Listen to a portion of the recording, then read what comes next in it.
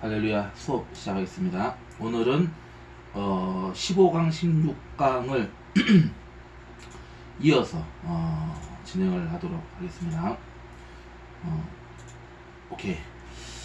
자, 194페이지 보시기 바랍니다.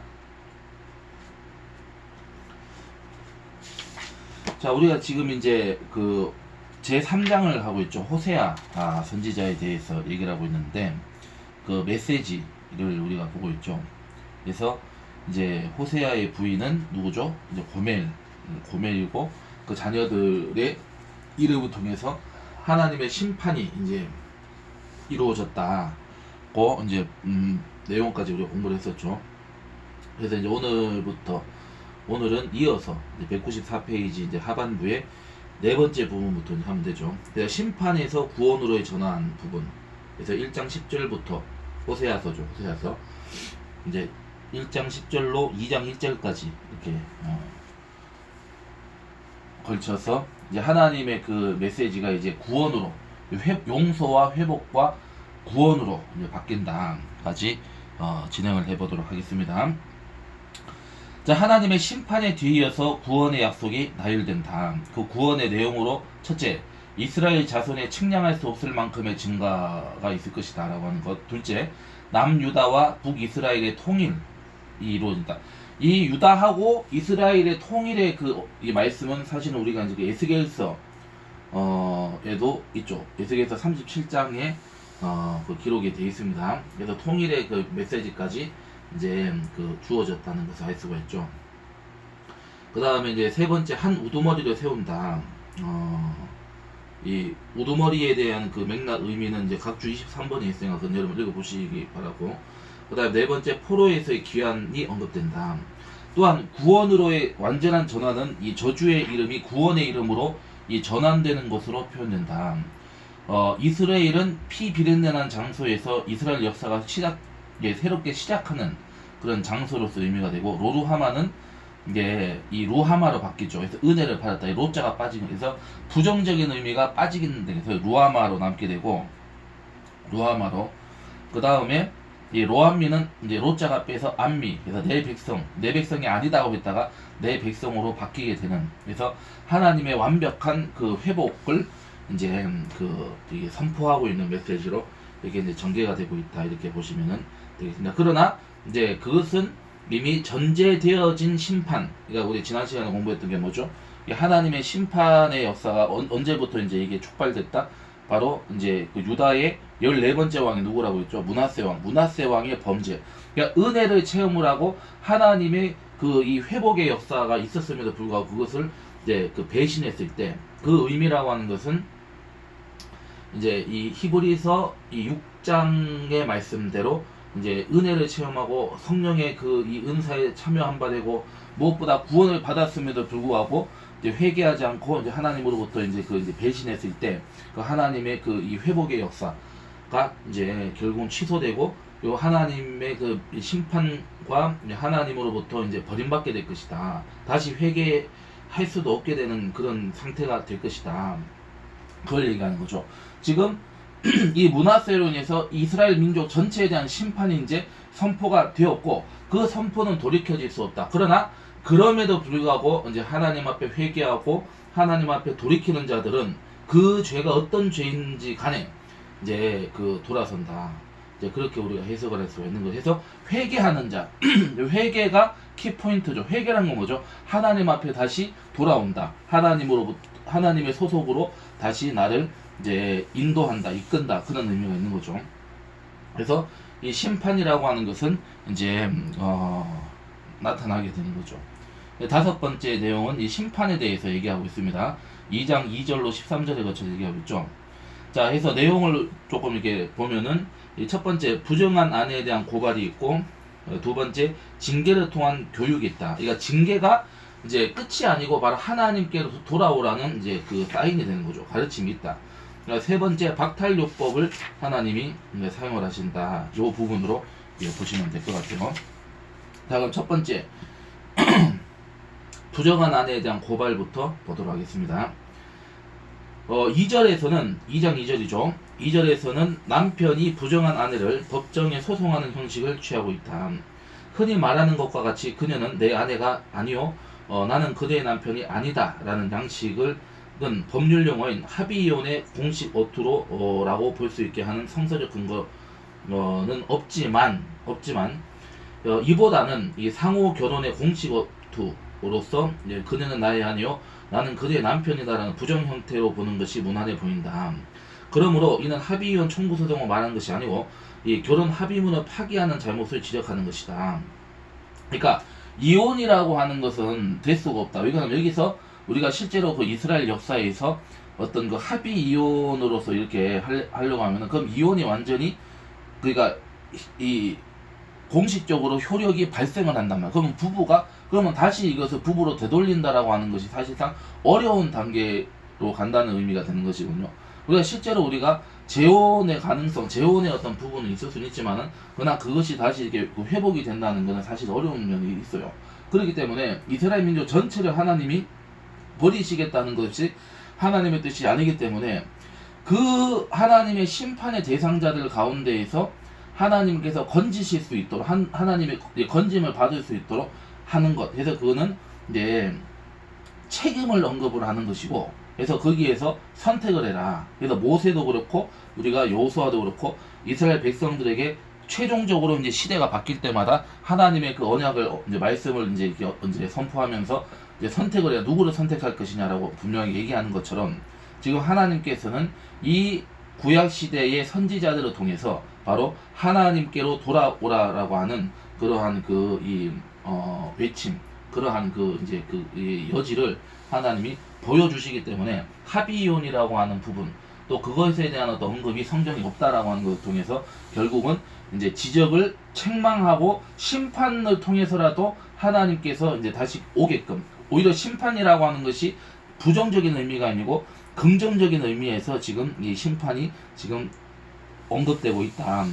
이제 그게 사실은 전체 어떤 이 구약의 이 예언서에 다 담겨 있긴 하지만은 그것을 분명하게 이렇게 아주 뚜렷이 보여주고 있는 것이 이 호세아 선지서를 통해서 보여주고 있다, 이렇게 볼 수 있는 거죠.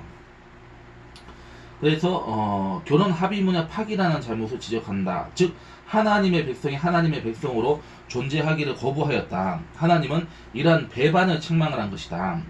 음란의 흔적과 음행의 흔적은 바알 제사에서 사용되는 가시적인 특징물로 부정이나 장신구를 가리키는 것 같다. 이것들은 제사 때 받은 영향력을 일상생활에까지 미치게 하여 모든 악으로부터 보호해주는 매개물로 간주되었다.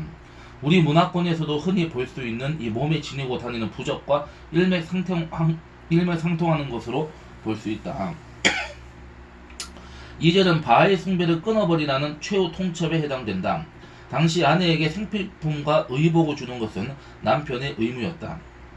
또한 결혼 생활을 깨뜨리는 음행을 저지른 여인을 벌거벗겨 내쫓는 것도 당시의 풍습이었다.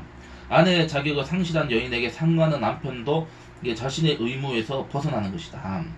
부정한 아내 이스라엘이 이 마른 땅이 되도록 한다는 대목은 주목할 만하다. 이 바알 종교에 의하면 바알은 이 하늘의 신 남신으로 비를 관장한다. 땅은 여신으로 이 남신의 이 비, 이 씨, 이제 쉽게 얘기해서 정액을 얘기하는 것 같아요. 이 씨를 받아가지고 곡식을 생산해낸다. 가나안 다산 신 바알 제사에 참여한 여인들이 맡은 것은 땅의 역할이다. 그런데 부정한 아내가 야훼에 의해서 마른 땅이 된다는 것이다. 3절이 말하는 것은 땅의 번성은 바알의 씨가 아니고 이 이스라엘의 하나님 야훼의 의지에 달려 있다는 것이다.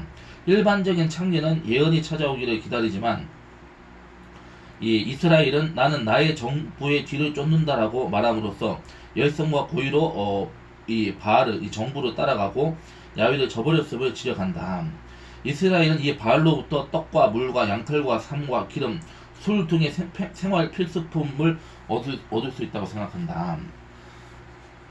정리하면은 아내의 부정한 행실이란 참 하나님인 야훼를 의도적으로 배반하고 열심으로 바알에 따른 우상 숭배를 두고 하는 말이다. 더 나아가 그녀에게 있어서 신이란 존재는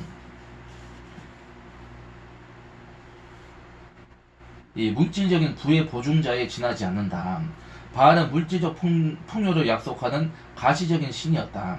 야훼 종교는 형상이 없는, 이거 10계명 두 번째, 어떤 형상도 만들지 말라고 했잖아요. 형상이 없는 야훼 하나님과 백성 간의 정신적이고 영적인 관계에 기초한 계시 종교다. 정신적인 종교는 모든 세속적인 것과 물질적인 것을 초월하는 하나님께 충성을 바쳐야 한다. 하나님의 백성이 정신적인 것과 영적인 것보다 물질적인 것에 더 매력을 느낀다면 그것은 바로 바알 숭배자로 전락하는 것이며 부정한 아내를 비판할 자격이 없는 자가 되는 것이다. 이렇게 된 거죠. 그러니까 쉽게 얘기하면은 이제 이 하와가 처음에 이제 선악을 알게 하는 나무의 열매를 이제 따먹는 죄를 짓게 되는 거죠. 그렇지만은 그것이 아내의 어떤 그 책임이 아니라 이 남편의 책임. 그러니까 서로가 서로를 이렇게 동등하게 이렇게 서로가 서로 보살펴야 되는 것이고 협력을 하기로 하나님께서 그렇게 인간을 창조하셨는데, 그러면 아내를 품고 아내를 존중히 여기는 그런 것이 과연 있었냐? 그렇게도 우리가 해석을 할 수가 있다. 이게 보는 거죠. 자, 그 다음 넘어가겠습니다. 두 번째. 그래서 징계를 통한 이 교육이 있다. 이거를 우리가 생각을 해야 되는 것입니다. 자, 야훼가 이스라엘에 대한 조치는 이 형벌, 징계이다. 동시에 도움이고 교육이기도 하다. 울타리나 벽돌로 발정한 짐승을 가두고 그것을 부수고 나가지 못하도록 하는 것처럼 이 야훼는 이스라엘을 가로막아 이스라엘이 맹목적인 충동에 따라 늘 다니던 사랑, 음행의 길을 가지 못하도록 한다. 이것은 구원을 위한 교육적 심판이다. 그러니까 쉽게 얘기해서 우리가 이제 이 희년의 관점에서 본다면은 예루살렘 도성, 예루살렘 땅이 되는 거죠. 그 다음에 이스라엘의 그 영토, 물론 이제 남북이 이제 갈리긴 했지만은 이 이스라엘의 전체 영토가 이 70년 동안, 쉽게 해서 70년 동안 이게 이제 회복이 되는 거죠. 그러니까 이스라엘 백성들을 이제 이 아수르와 바벨론의 이제 이방 땅으로 인도함으로 말미암아서 하나님께서 그렇게 이제 보내본 거죠. 그래서 이 하나님의 약속된 땅을 거룩하게 만드는, 이게 정화의 시간이 필요했다고도 우리가 해석을 해야 되는 거죠. 그래서 땅이 이제 물러지고 땅이 회복이 됨으로 말미암아서 그때 이제 이스라엘 백성들 가운데 이제 하나님 앞에 회개하고 돌아올 자들을 중심으로 해서 이제 그렇게 다시 그 땅으로 인도하는 역할을 의미하는 거죠. 이것은 사실 영적으로 우리가 이제 명확하게 해석할 수 있는 거죠. 여러분들 이 강의를 들으시면은 어느 정도 이제 이 눈치를 이제 챌 수 있죠. 바로 그게 뭐죠? 에덴의 회복, 즉 하나님의 나라를 예표하는 것이다. 그러니까 이미 하나님의 나라로서 회복이 되었다라고 하는 거. 그래서 이제 간절한 기다림 속에서 하나님이 다시 이제 하나님 독생자를 통해서 이제 메시아를 보내는 이제 그런 역사로 이렇게 이어진다라고 하는 것을 우리가 이제 생각을 할 수가 있는 것이죠. 자, 다시 이제 본문으로 돌아와서, 그래서 7절의 그때는, 7절에서 말하는 그때는 이 가나안 진입 이전의 시기를 뜻한다. 그 당시는 아직 가나안의 신 바알을 알지 못했다. 본 남편이라는 언급은 이 사실상 이혼이 전제되어 있음을 암시한다. 이혼 이후 원래 첫 번째 남편에게로 되돌아가는 것은 이 당시 법규상으로는 불가능했다, 이렇게 되어 있습니다. 저도 이거 처음 봤네요. 네, 불가능했다. 그러나 사람들에게 불가능한 것이 하나님에게서는 가능하다. 그래서 하나님 백성 스스로는 할 수 없는 것을 하나님은 자신의 심판 행위를 통하여 가능하게 하였다.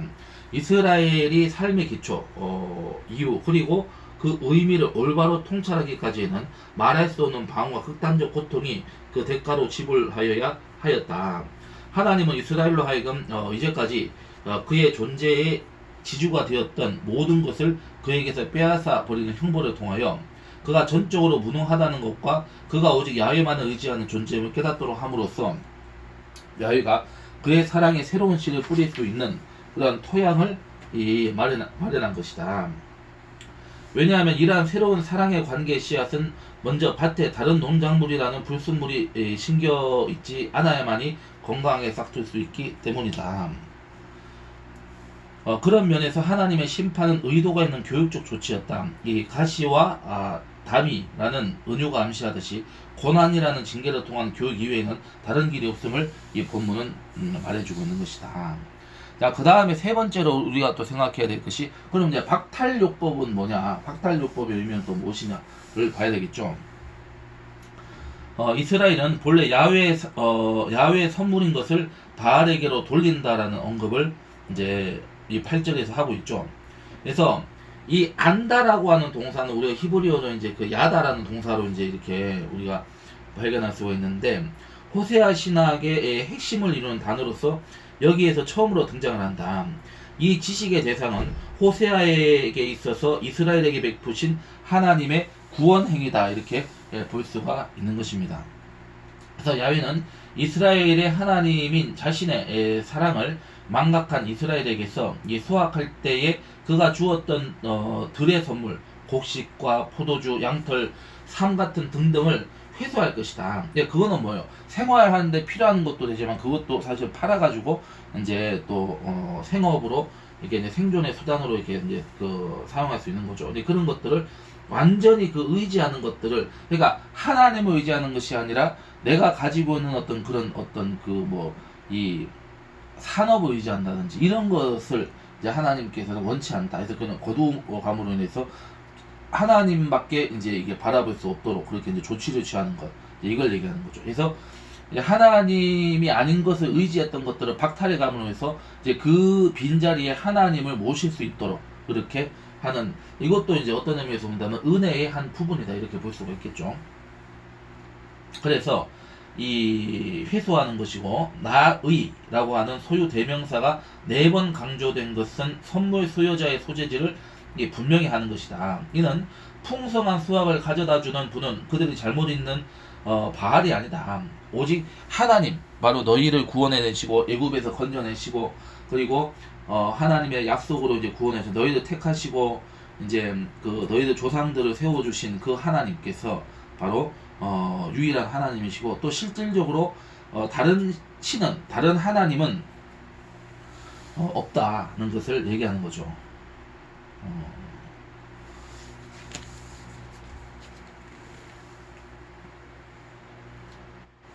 그걸 얘기하고 있는 거죠.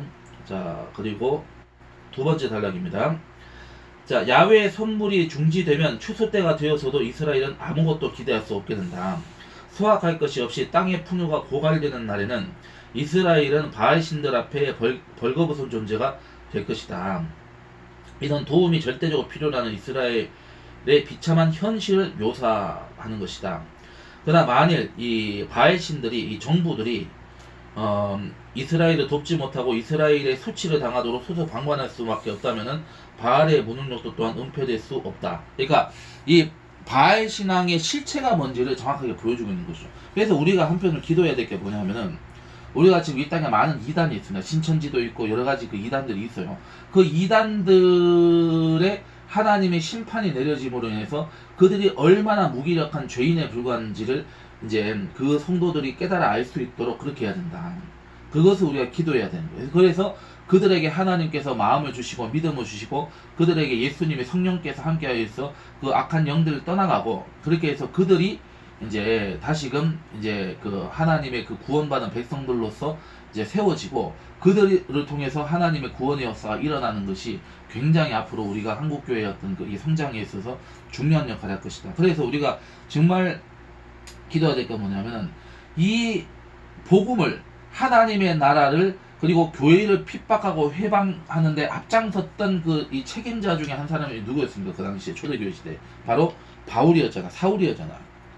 이 사울을 하나님께서 변화시켜 주시는 것은 결국은 이 스데반 집사의 순교, 이 스데반 집사의 그러한 피를 이제 통해서 초대교회가 세워지고, 또 그 과정에서 그 일꾼으로 이방인을 위한 사도로서 이제 하나님이 택한 바울이 이제 하나님의 때 예수님을 영접하고 회개함으로 구원받고 이제 성령을 받아서 하나님의 종이 되어가지고 그렇게 역사가 일어났던 것처럼, 우리 한국 땅에도 하나님을 대적하는 자들, 동성애 운동에 앞장섰던 사람들도 있고, 무신론자들도 있고, 여러 가지 다른 종류의 사람들 많잖아요. 그래서 그들을 하나님이, 우리가 모르지만은 이제 미구의 시점에는 그들을 하나님께서 이제 택하신 그 자들이 있어서 그들을 하나님이 이렇게 세워주심으로 인해서 그 모든 그 이제 이단도 이 다른 종교도 결국은 이제 하나님이 다 이제 실체를 이제 까발려서 거기에서 이제 하나님의 일꾼들이 세워져서 이제 교회가 세워지고 그렇게 해서 하나님의 역사가 일어나는 것이 앞으로 우리 한국교회 앞으로 이제 하나님께서 우리에게 베푸르실 선물이라고 저는 믿습니다. 그렇기 때문에 그런 역사가 일어날 수 있도록 우리가 기도해야 된다. 지금 이스라엘 백성들에게 이러한 일들이 있었다는 것은 바로 이들 중에서도 이제 하나님의 세대가 다 지금 일어서기 시작했다라고 하는 부분으로 우리가 이제 볼 수가 있는 거죠. 자, 그 다음 11절 보겠습니다. 세 번째 단락. 11절에서 호세아가 예배를 그녀의 축제들이라고 강조하는 것은 그가 이 예배를 인간의 제도로 간주한다는 것이다. 그들의 예배는 사실상 야훼와 무관하다. 따라서 바알을 위주로 한 모든 거룩한 날들의 축제를 야훼가 없앤다는 것이다. 폐한다는 것이죠. 그래서 포도나무와 무화과나무는 평화로운 시간과 이 개인의 번영의 원형으로 간주되었다.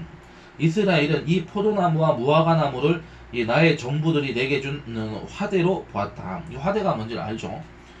자, 이스라엘은 땅의 소산을 더 얻기 위해서 예배에 참여한 것이다.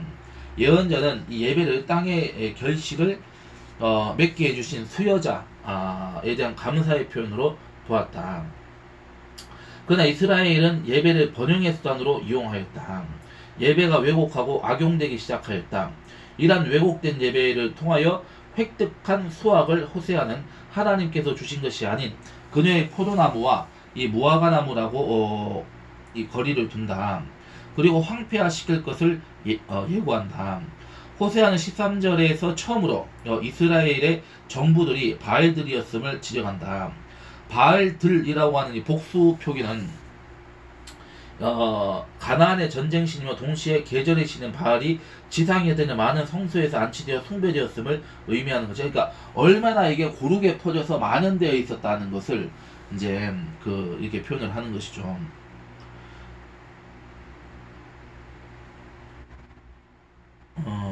그래서 이 이스라엘이 바알 제사에 깊이 빠져 있다는 사실은 세 가지 측면에서 알 수 있다. 첫 번째는 이 바알을 위한 분향이 지금 진행되어 왔다는 것이고, 둘째 반지와 장식품으로 치장이 되어 있었다. 그거는 이제 그 바알 이제 숭배, 바알 숭배의 어떤 그런 이 바알 종교도 계명이 있죠. 그 계명을 지금 따르고 있었다는 것을 얘기하는 거죠. 세 번째, 바알의 뒤를 따르는 의식 행렬에 참여하는 것이다. 이러한 의식이 집행되는 바알들의 날에 야훼는 이스라엘을 심판하는 가장, 그러니까 이 야훼 하나님을 대적하는 바알 숭배의 가장 그 축제의 날들 중에서 최고의 이제 그 의미가 있는 아주 대명절, 아주 그냥 잔칫날에 하나님께서 그때 심판을 했다. 근데 이게 우리가 성경 역사를 보면은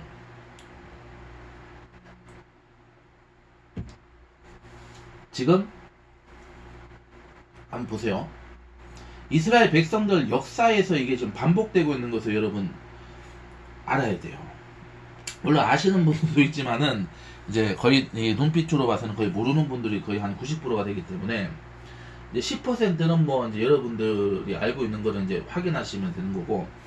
자, 우리가 이 야곱을 통해서 이제 그 12아들을 내고 그 중에서 이제 이제 요셉을 통해서 이제 그 요셉이 그 약속된 땅에 이제 이 야곱의 이제 그 가족들이 살게 되는 가나안 땅 약속된 땅에서 살다가 이제 결국은 이제 그 한 20몇 년이 흘러가지고 이제 애굽으로 가서 이제 살게 되잖아요.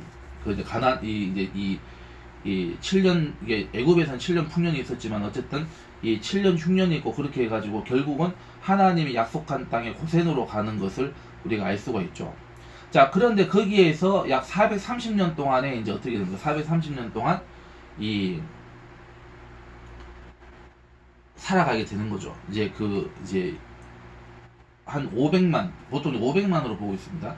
그래서 500만 명에 달하는 이제 그 이스라엘 백성들이 이제 그곳에서 이제 살아가고 노예로 이제 이제 왕조가 애굽의 왕조가 바뀌게 되면서 이제 이렇게 했다 이 얘기했었죠. 그래서 처음에 이제 이 요셉을 총리로 삼았을 때 이제 왕은 이제 이스라엘 왕조 가운데 이방 민족 이제 그래서 아마도 셈족의 이제 셈족의 어떤 정복자가 세운 이제 셈족 그 혈통들이 이제 그 이제 왕으로 이렇게 이제 이어지는 그런 왕조이지 않았을까 이렇게 이제 보통 이제 보고 있고, 어쨌든 그렇습니다. 그래가지고 이제 그들을 통해서 이제 뭐 히타이트족이라는 설도 있고 여러 가지 뭐 그게 있을 수는 있겠죠. 뭐 히타이트라는 언급은 사실은 없습니다. 그래서 뭐 그건 아닌 것 같은데, 어쨌든 이제 그 왕조가 끝나고 이제 430년, 400년이 지나가지고 이제 세월이 바뀌어서 이제 이 누가 이제 그래서 원래 애굽인 혈통을 한 자가 이제 다시 일으켜 그 왕조를 일으켜서 이제 왕조가 교체가지고 이제 애굽인들의 어떤 그 자체적 왕조가 이제 쉽게 얘기해서 이제 세워지고 나서 이제 이스라엘 백성들은 이제 그 여러 가지 정치적인 어떤 그런 이제 이 갈등의 이제 그 이제 요인이 되게 되고, 이것이 만약에 이제 그 가나안 족속이나 이제 그 다른 이방 민족들하고 손을 잡아가지고 만약에 또 다시 그러면 이게 이제 그 이 애굽이 공격받았을 때 이들이 만약에 이제 그들 천병 노릇을 하면 골치 아픈 500만 가까운 백성들이 만약에 이제 그 반대를 이렇게 하면 그 나라 어떻게 되겠어요? 골치 아픈 거죠 지금. 그래서 이제 이 이스라엘 백성들을 이제 이제 노예로 삼기 시작하는 이제 그런 정책들이 펼쳐지게 되고, 이제 그 고통과 그 절규가 이제 막 하늘에 상달이 돼가지고 결국 이제 모세를 하늘 택하신 모세를 이제 일으켜서 이제 보내게 되는 그 과정에서 보는 거죠. 근데 그때 그래서 이제 10가지 재앙이 나오고 있죠. 근데 그 10가지 재앙의 그 짐승들이 결국 뭐예요? 그 애굽은 다신교 국가죠. 이 다신교 여러 가지 신을 섬기는 중에서 풍요의 신, 질병을 고치는 신, 여러 가지 그 신들이 있단 말이죠. 그 신들이 동물의 신을 섬기는 나라였다 기본적으로. 그래서 그 애굽이 의지하고 애굽이 숭배하던 그러한 우상 신들에 해당되는 동물들을 가지고 심판을 하는 거죠. 심판을 하는 거죠. 그렇게 심판을 해가지고 결국은 나중에는 그 이스라엘에 살아있는 모든 것, 사람과 모든 그 짐승들의 이제 첫째 것을 다 이제 쳐서 없앰으로 인해서, 물론 이제 거기에는 이제 이스라엘 백성들은 이제 그 이 문설주와 그 임방에 이제 그 양의 피를 이제 발라가지고 그 피를 면하게, 그 피는 결국 어떤 피를 얘기하죠? 예수님의 피를 의미하는 것이죠. 그래서 그 죽음의 이제 이 죽음의 사자들이 이제 피하게 되는, 이제 들어가지 않게 되고, 이 문설주와 임방에 이제 그 양의 피를 뿌리지 않은 모든 이제 그 사람들 짐승들은 이 죽음의 사자가 이제 들어가지고 이 장자들을, 첫째 것들을 전부 다 일제히 죽여버리고, 그래서 새벽에 그냥 비명소리가 온 애굽 그냥 전국에서 막 그 비명이 막 하고 막 이게 동요가, 민심의 동요가 막 심각하게 일어났다. 왜냐면 장자 숭배라고 하는 것이 굉장히 중요한 의미가 있거든요.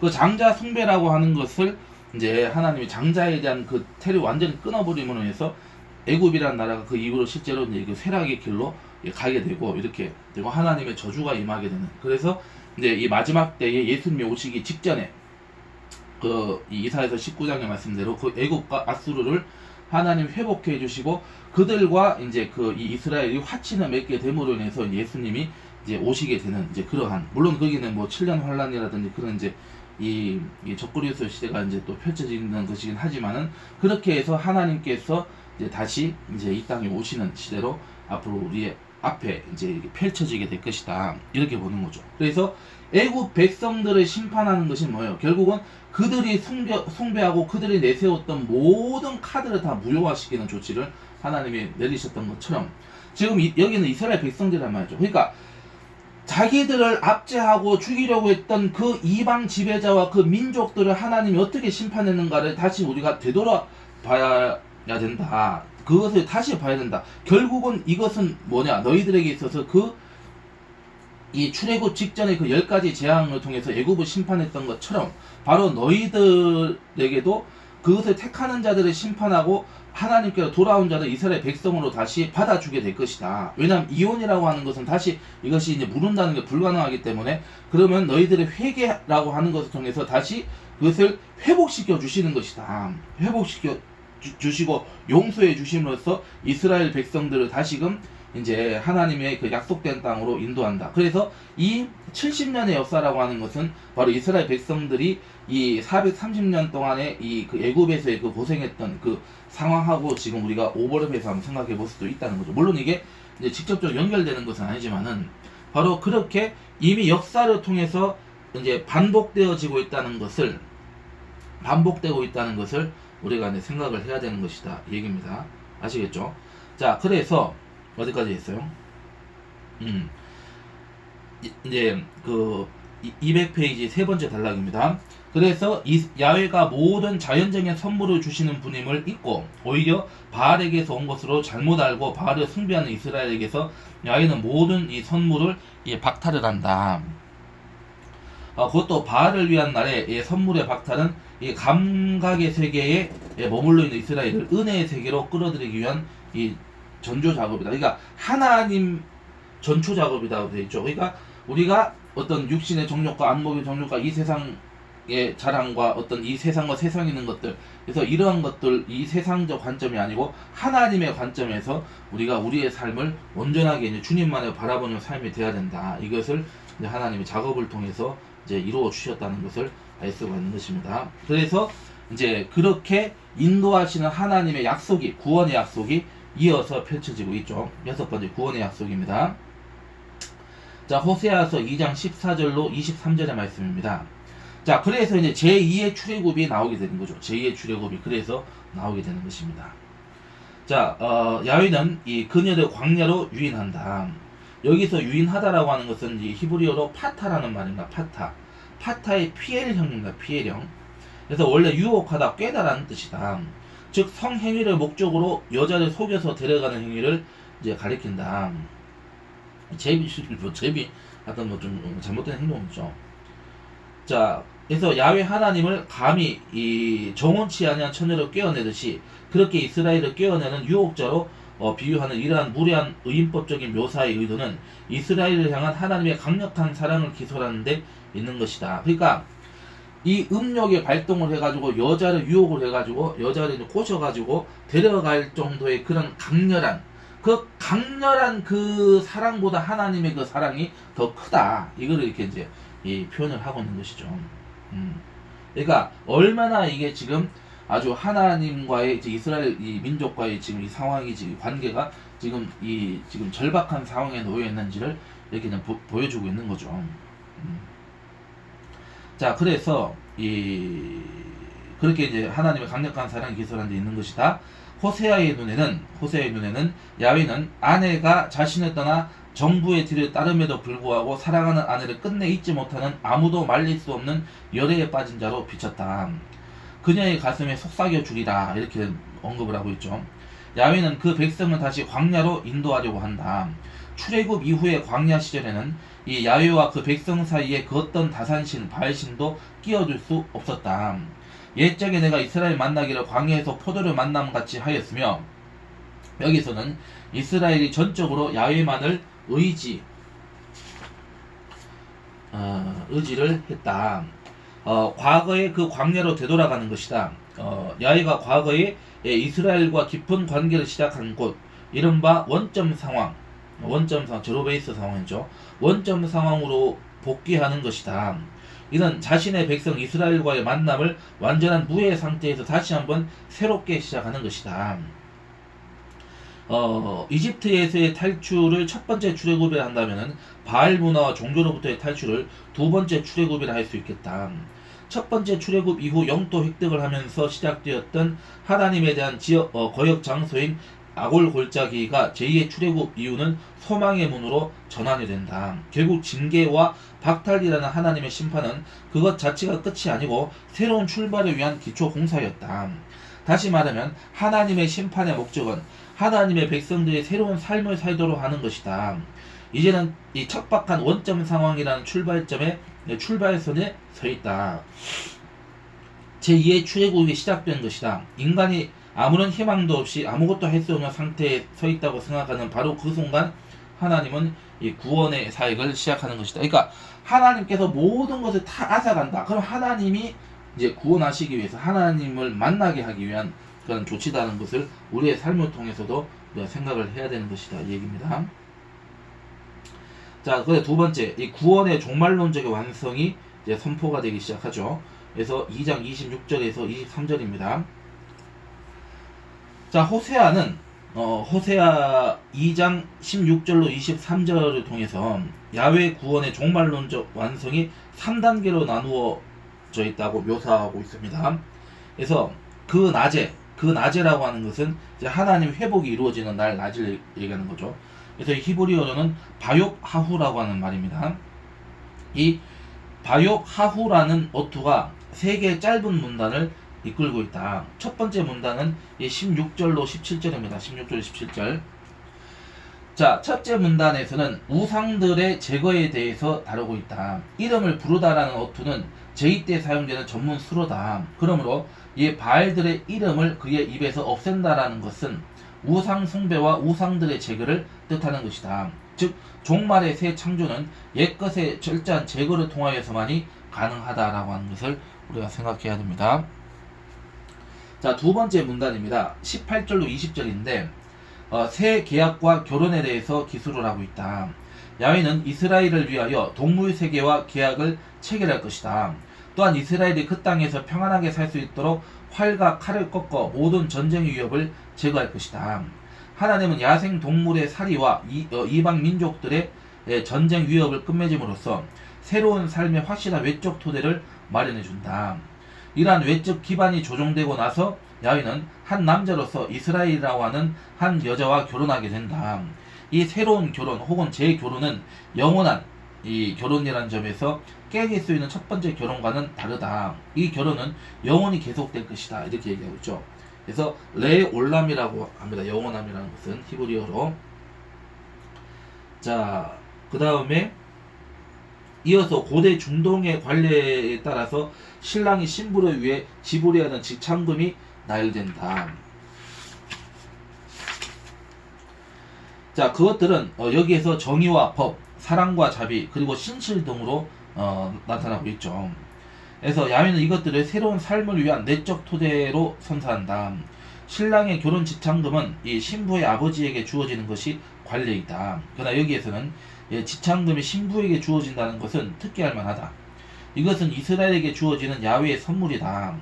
야훼와 이스라엘의 결혼이라는 새로운 삶은 외적 토대와 내적 토대를 기초하여서 견고하게 잠깐만요.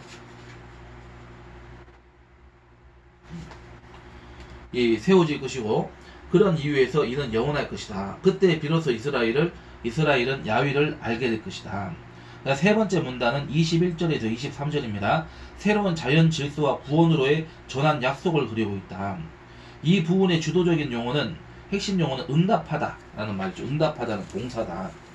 이 동사는 21절과 22절 이 두 구절에서 무려 5번이나 나오고 있다. 자, 이 단어는 대화의 관계에서 사용되는 관계 용어다. 그래서 이 응답 관계는 다음과 같다. 야훼는 하늘로서, 하늘은 땅으로서, 땅은 곡식과 포도주 기름, 그리고 곡식과 포도주와 기름은 이스라엘을 얘기하고 새로운 질서 속에서의 굳게 연결된 고리, 야훼, 하늘, 땅, 곡물, 이스라엘 얘기하죠. 이스라엘은 바알이 그의 기능을 개입시킬 수 있는 여백 자체가 이제 없다. 그래서 무엇인가를 줄 수 있는 힘은 오직 야훼 하나님에게만 있다. 그날에 내가 응답하리라. 이어서 심판에서 구원으로의 전환이 약속된다. 긍휼히 여김을 받지 못하였던 자라는 이름으로 표현되어 있던 저주는 하나님의 은혜로 인해 극복된다. 그리고 야훼는 죄 과로 인하여 계약을 파기하였던 그의 백성을 또다시 승인한다. 즉 범죄한 백성이 하나님의 심판과 은혜로 인하여서 하나님의 백성으로 바뀐다는 것을 의미하는 것이다. 이렇게 정리할 수 있겠죠. 자, 그래서 어쨌든 이 모든 것은 결국 하나님의 일방적인 은혜였다. 그러니까 그 어떤 희망도 인간에게서는 존재할 수가 없다. 네, 그걸 얘기하는 거죠. 그래서 하나님의 사랑은 어떤 의미에서 정말 참 이렇게 우직한 그런 남자와 같은 그런 그 사랑이지 않을까, 그런 생각을 우리가 할 수가 있는 것이죠. 자, 7번째로 넘어가겠습니다. 이제 가늠한 여인과의 사랑, 이제 부분을 이제 얘기를 하고 있습니다. 이 3장으로 넘어가서 3장 1절로 5절에 거쳐서 설명이 되고 있죠.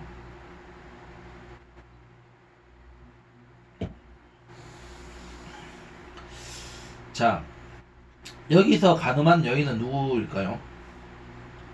그러니까 호세의 아내일까 아니면 또 다른 여인일까? 자, 이 본문에 대한 이 푸버라는 이 신학자의 반문은 들어볼 만한 가치가 있다. 사랑은 도대체 강요할 수 있는가? 이 말은 이미 사랑하고 있는 사람을 대상으로만 가능하다라는 주장이다. 따라서 가늠한 여인은 호세아의 아내라고 볼 수 있다. 그러니까 이 가늠한 여인과의 사랑, 그러니까 호세아의 삶을 통해서 바로 하나님의 그러한 간절한 그런 이 사랑이 이제 부어지고 있다. 이렇게 이제 우리가 해석을 해야 된다는 거 제가 얘기를 했었죠. 그걸 지금 다시 재확인하고 있는 것 같아요. 그래서 고대 이스라엘 법에 의하면은 남편을 저버리고 부정한 이 행위를 한 아내는 사형에 처하게 돼 있다. 그러나 여기에서 언급된 사랑은 이스라엘에 대한 하나님의 사랑을 일컫는 것이지 그 반대인 하나님에 대한 이스라엘의 사랑을 말하는 것이 아니다. 호세아 1장이 야훼에 대한 백성의 불신실에 대한 비유라면은 3장은 이스라엘에 대한 야훼의 확고부동한 사랑에 대한 비유다. 이러한 하나님의 사랑은 이 사람들의 통념을 넘어서고 이 법과 규례를 초월하는 것이다. 하나님의 사랑은 인간이 이해할 수 있는 크기의 그 이상이다. 사랑이 법보다 가는 것이다. 사랑은 배반한 자를 찾아 나선다. 그리고 그들을 위하여 제물을 바친다. 자기를 투입하여 이런 자들을 얻는 것이 바로 사랑의 사건이다. 3절과 4절은 한 묶음으로 읽어야 한다. 3절은 많은 날 동안 유혹해온 감각적 욕망으로부터 여인을 격리시킨 것을 말한다. 그것은 그녀로 하여금 악습을 끊도록 하려는 것이다. 4절은 야훼를 배반하도록 백성을 유혹하던 것을 그의 백성에게서 빼앗을 것을 기록한다. 그들은 많은 날 동안 이 왕권과 관료주의라고 하는 국가 정치 조직이 없이 지낼 뿐만이 아니라 가나안의 제의적 습관도 없이 지내게 될 것이다. 이스라엘에게는 일상적인 것이 되어버린 모든 것으로부터 짧지 않은 기간 동안 격리되어야 하는 죽음과도 같은 형벌을 감수하여야 한다. 이 모든 조처들은 이 정화를 위한 교육적 의도를 지향하고 있다. 5절에 와서 그 교육적 의도가 비로소 확연히 드러난다. 그런 조치는 우선 백성에게는 하나님의 형벌인 것으로 받아들여지겠지만 그러나 그것은 사실 하나님의 구원으로 들어가는 통로가 되는 것이다. 야훼는 상식과 전통을 뛰어넘어 이미 사랑받을 자격을 상실한 이스라엘을 이 사랑으로 품는다. 그것도 스스로 대가를 지불하면서까지 그리고 새 파트너를 삼기 위해 장기간 이스라엘을 격리시킨다. 이스라엘에게는 견딜 수 없는 심판과도 같은 형벌로 보이지만 야훼에게는 훈육기간이다. 야훼의 은총을 입기 위해서는 반드시 거쳐야 할 이 정화의 시기인 셈이다. 이렇게 정리할 수가 있겠습니다. 자, 그러면 8번째 나오는 말 이제 정리를 하도록 하겠습니다. 구원은 심판을 경험한 자들에게만 주어지는 것이다. 이걸 얘기하겠습니다. 호세아는 심판과 구원을 함께 선포한다. 야훼의 역사는 심판만으로 제한되지 않는다. 오히려 그 심판은 길 잃은 자들을 다시 바로 잡으려는 교육적 수단이 되기도 한다.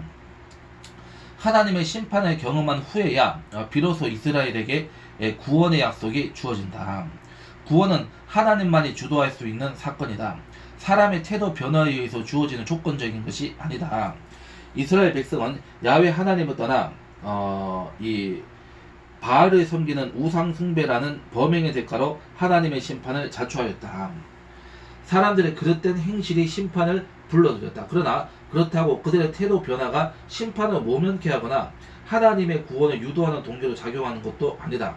하나님의 구원은 구원을 위한 그 어떤 인간적 행위를 조건으로 삼지 않는다. 구원은 이 전적으로 하나님 홀로 일으키시는 사건이다. 그래서 하나님의 구원 현실은 인간의 모든 이해를 초월한다. 구원은 사람의 행위와 무관하게 하나님으로부터 주어지는 은총의 선물이다. 그러나 동시에 구원은 심판을 경험한 자들에게만 주어진 것이다. 그래서 구원이라고 하는 것은 결국은 하나님의 사랑의 그 메시지이고 또한 하나님의 회복의 메시지이고 하나님으로부터 구원을 하나님에게서의 어떤 그 구원을 참여하게 하는 하나님의 그러한 이 교육적 가치가 있는 것이다. 그래서 호세아의 삶을 통해서 바로 그 고매를 그 저주받은 자녀들을 끝까지 책임지고 그들을 구원으로 인도하는 그러한 그 하나님의 사랑을 이 호세아라고 하는 선지자는 그 삶을 통해서 일평생 그것을 삶으로서 그것을 이제 체험을 했고 그것을 증거했다라고 하는 것, 이것을 우리가 이제 호세아서를 통해서 우리가 이제 배울 수 있는 그러한 이제 이 영적인 그리고 우리의 믿음의 삶의 이제 지표가 되는 말씀을 우리는 호세아를 통해서 발견할 수가 있게 되는 것입니다. 자, 그러면 이제 우리가 다음 시간부터 이제 제 4장으로 넘어가겠습니다. 4장에서는 이제 이사야 부분을 이제 공부를 하도록 하겠습니다. 그래서 일단 강의를 마치겠습니다. 수고하셨습니다.